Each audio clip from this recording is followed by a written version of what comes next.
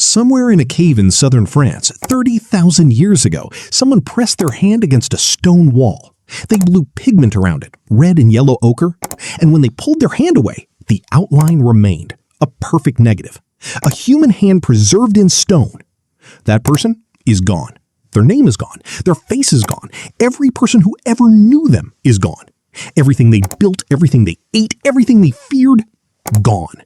Erased by 30,000 years of time. But the hand is still there, and that is not an accident. You share something with the person who made that handprint, something so deep it has no name and no beginning. The terror of disappearing completely, of living and loving and suffering and building, and then being erased, as if none of it happened, as if you were never here. Every human being who has ever lived has felt this, and almost none of them have ever said it out loud. Here is what the science actually shows. The fear of being forgotten is not vanity. It is not ego. It is one of the most ancient and powerful drives in the human brain, and it is directly connected to the same cognitive leap that gave us consciousness itself.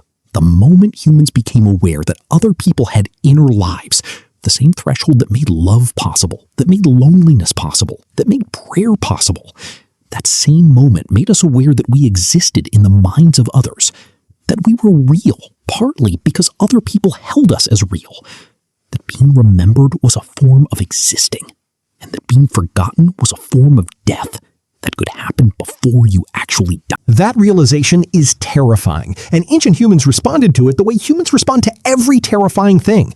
They tried to solve it. Cave paintings were not decoration. They were not art in the modern sense. They were a statement pressed into stone by people who understood, on some level, that stone lasts longer than flesh, that images survive when bodies do not, that if you could make something that outlasted you, some part of you would outlast you too. The same impulse built the pyramids. Not faith alone, not fear of death alone, the specific human terror of being forgotten. Of a pharaoh who ruled the most powerful civilization on earth, spending his entire reign constructing a monument so large, so permanent, so impossible to ignore that 3,000 years later you would still know his name. It worked. You know his name, and you do not know the name of the person who built it. That asymmetry is the cruelest feature of the fear of being forgotten. Most humans will be forgotten. Not eventually, soon. Your great-grandchildren may not know your name. The specific weight of who you are, the particular texture of how you thought and what you loved and what cost you everything, all of it will disappear within a few generations as completely as if it never existed. Your brain knows this, and it has been responding to it since long before you had words for it.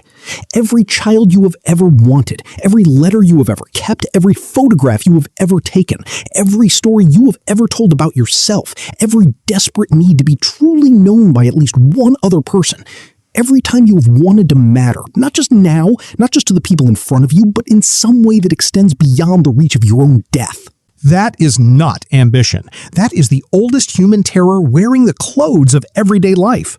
The person who pressed their hand against that cave wall 30,000 years ago was not an artist. They were someone who knew they were going to die and could not accept that dying meant disappearing. They were exactly like you. And here is the unbearable, beautiful truth. It worked! 30,000 years later, you know they existed. You are thinking about them right now. They were not forgotten, and neither in this moment are you.